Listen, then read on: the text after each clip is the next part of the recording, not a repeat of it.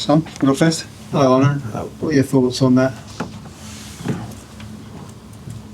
Another disappointing loss. That's clear.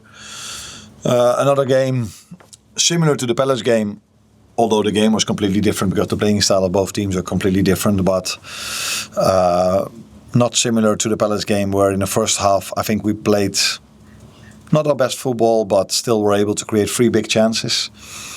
They've only had one, and they've immediately scored it, which was completely different to the Palace game, where Palace created a lot of chances in the first half. And the second half performance, like in Palace, I liked. We've created more than enough chances to score more than 1 goal last week and today. And when we did, I think there was a period of the game where I felt now we're going to win it. We came a lot of times very close with chances, but also with moments where we had a 4 versus 3 in our favor, not outplaying it well enough in the last pass, but and in the last 10 minutes it was an end-to-end game. Both teams could have won it, and we didn't, and Chelsea did. Any complaints on the penalties? You and your the penalty appeals. I think there was the Szoboszlai one. There was one in the first half and in the second half. Your bench and you were protesting to the referee. I think you mean in the second. The Reece James. The second half when Alex tried to go for the ball and he felt an arm in his head. Yeah, unfortunately we don't play Champions League because this week in the Champions League there was a penalty. But we play Premier League and there are different standards, so we can't complain about that. It's I haven't seen it back, by the way, but if the ref and the VR says it's allowed, then it's allowed. So, you always feel a bit. Frustrated, maybe that's the right word, if you've conceded a penalty like this during the week, but that's not fair because that's 2 different competitions. Hi Anna, is it fair to say you're still searching for balance? It seems to be like you're creating chances, but there's maybe gaps in midfield, and Chelsea could play through you at times. Is there still maybe gaps that are emerging because the players don't have connections, or new ones? Yeah, but I think if you play the style we play, so a high press, and the style Chelsea plays, a high press, it would be a complete surprise if both teams with the quality that both teams have that they never play through your press. So that would be unrealistic. So you go here to Stamford Bridge with them having 8 injuries. So you're like, this can be positive. Then probably they don't have the options from the bench, but they did still have a few good options from the bench to impact the game. So it would be unrealistic to expect that if you play Chelsea that want to play out from the back, that they never play through your press, as we played through their press as well. And do you think that Alexander Isak and Mo Salah are building a connection? The front 3 maybe didn't always connect at times, especially in the first half. The more they play together, the more they will connect. But the first half, what we had to do better, and I think that's what you saw in the second half. Already a little bit from the start, but especially after I had to take Konate off because he felt his quad.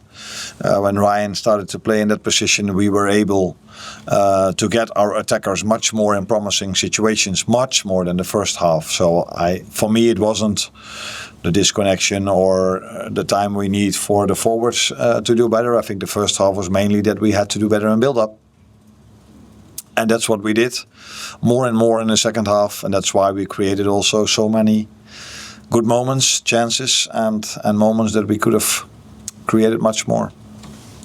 Arne, obviously when you lose, there's going to be much more focus on all the changes in the summer, the new attackers.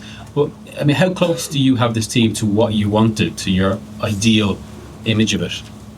I think you're never close to your ideal.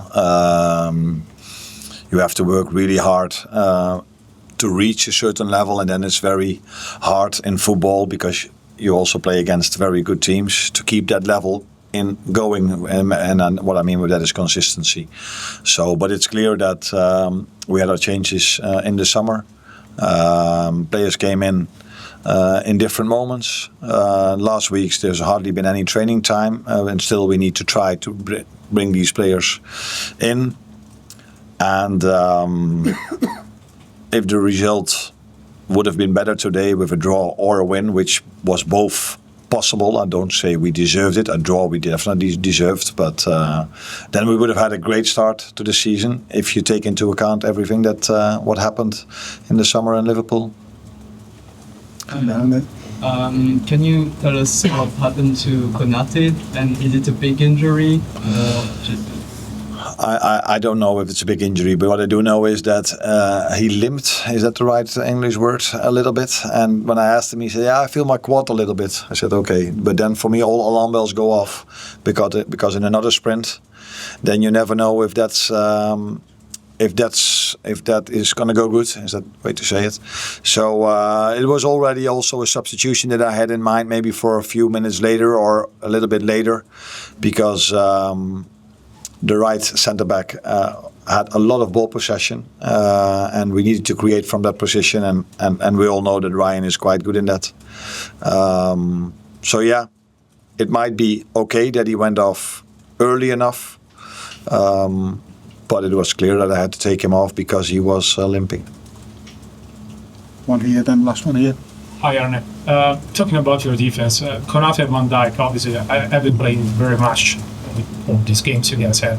Konate has been injured now. How do you think you can rotate more centre backs? How you can do this? That's not so easy to put someone else in. That's the way to rotate. But yeah, if I rotate against Galatasaray, people complain that I rotate.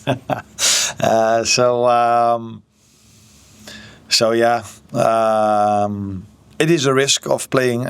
We were just talking about Konate. He's playing 3 games now in 7 or 8 days with 4.5 hour flight up and down. So yeah, that's true. But yeah, that is the balance you need to find. Playing a tough game against Palace that play only long balls, and every corner kick is dangerous.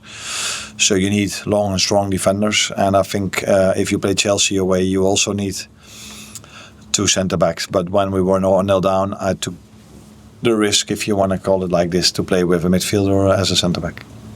Hi, Arne. I know you mentioned in midweek about resting Mo Salah and the minutes he's had, but today he seemed to snatch at a couple of chances. Do you think the team are kind of missing that clinical cutting edge from him in this sort of moment? Yeah, now that's then interesting. So did he create today so much because he didn't play during the week, or did he miss the chances because he missed a bit of sharpness that he could have had if he would have played against Galatasaray? We will never know. What I like is that we brought him many times in the position he would like to be in, and I would like him to be in, because he's shown in his career and since I'm here that in those positions he can score goals. And I think today he had many opportunities